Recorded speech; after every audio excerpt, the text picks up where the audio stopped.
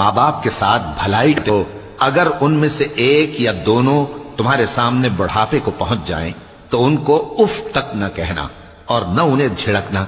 اور ان سے بات ادب کے ساتھ کرنا، اور عجز و نیاز سے ان کے آگے جھکے رہو اور ان کے حق میں دعا کرو کہ اے پروردگار، جیسا انہوں نے مجھے بچپن میں شفقت سے پرورش کیا ہے تو بھی ان کے حال پر رحمت فرما، جو کچھ تمہارے دلوں میں ہے تمہارا پروردگار اس سے بخوبی واقف ہے۔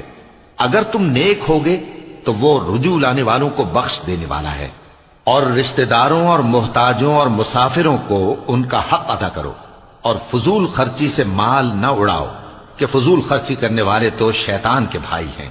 اور شیطان اپنے پروردگار کی نعمتوں کا کفران کرنے والا یعنی ناشکرا ہے۔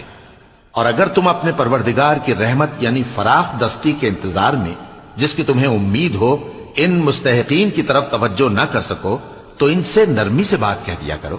اور اپنے ہاتھ کو نہ تو گردن سے بندھا ہوا یعنی بہت تنگ کر لو کہ کسی کو کچھ دو ہی نہیں، اور نہ بالکل کھول ہی دو کہ سبھی کچھ دے ڈالو، اور انجام یہ ہو کہ ملامت زدہ اور حسرت زدہ ہو کر بیٹھ جاؤ۔ بے شک تمہارا پروردگار جس کی روزی چاہتا ہے فراخ کر دیتا ہے، اور جس کی روزی چاہتا ہے تنگ کر دیتا ہے، وہ اپنے بندوں سے خبردار ہے اور ان کو دیکھ رہا ہے۔ اور اپنی اولاد کو مفلسی کے خوف سے قتل نہ کرنا، کیونکہ ان کو اور تم کو ہم ہی رزق دیتے ہیں، کچھ شک نہیں کہ ان کا مار ڈالنا بڑا سخت گناہ ہے۔ اور زنا کے پاس بھی نہ جانا کہ وہ بے حیائی ہے اور بری راہ ہے۔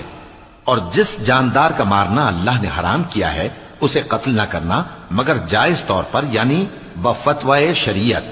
اور جو شخص ظلم سے قتل کیا جائے ہم نے اس کے وارث کو اختیار دیا ہے کہ ظالم قاتل سے بدلہ لے، تو اس کو چاہیے کہ قتل کے قصاص میں زیادتی نہ کرے کہ وہ منصور و فتح یاب ہے۔ اور یتیم کے مال کے پاس بھی نہ پھٹکنا مگر ایسے طریق سے کہ بہت بہتر ہو، یہاں تک کہ وہ جوانی کو پہنچ جائے۔ اور عہد کو پورا کرو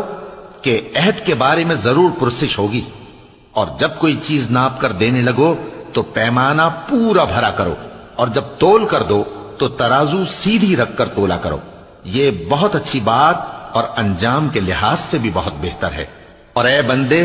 جس چیز کا تجھے علم نہیں اس کے پیچھے نہ پڑ کہ کان اور آنکھ اور دل ان سب اعضاء کے بارے میں ضرور باز پرس ہوگی۔ اور زمین پر اکڑ کر اور تن کر مت چل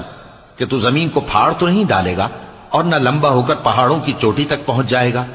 ان سب عادتوں کی برائی تیرے پروردگار کے نزدیک بہت ناپسند ہے۔ اے پیغمبر، یہ ان ہدایتوں میں سے ہیں جو اللہ نے حکمت کی باتیں تمہاری طرف وحی کی ہیں، اور اللہ کے ساتھ کوئی اور معبود نہ بنانا کہ ایسا کرنے سے ملامت زدہ اور راندہ درگاہ بنا کر جہنم میں ڈال دیے جاؤ گے۔ مشرکو، کیا تمہارے پروردگار نے تم کو تو لڑکے دیے اور اپنے لیے فرشتوں کو بیٹیاں بنایا؟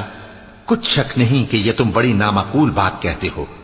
اور ہم نے اس قرآن میں طرح طرح کی باتیں بیان کی ہیں تاکہ لوگ نصیحت حاصل کریں، مگر وہ اس سے اور بدک جاتی ہیں۔ کہہ دو کہ اگر اللہ کے ساتھ اور معبود ہوتے جیسا کہ یہ کہتے ہیں تو وہ ضرور عرش والے کی طرف لڑنے بھیڑنے کے لیے رستہ نکالتے۔ وہ پاک ہے اور جو کچھ یہ بکواس کرتے ہیں اس سے اس کا رتبہ بہت عالی ہے۔ ساتوں آسمان اور زمین اور جو لوگ ان میں ہیں سب اسی کی تسبیح کرتے ہیں، اور مخلوقات میں سے کوئی چیز نہیں مگر اس کی تعریف کے ساتھ تسبیح کرتی ہے، لیکن تم ان کی تسبیح کو نہیں سمجھتے۔ بے شک وہ بردبار ہے، غفار ہے۔ اور اے نبی،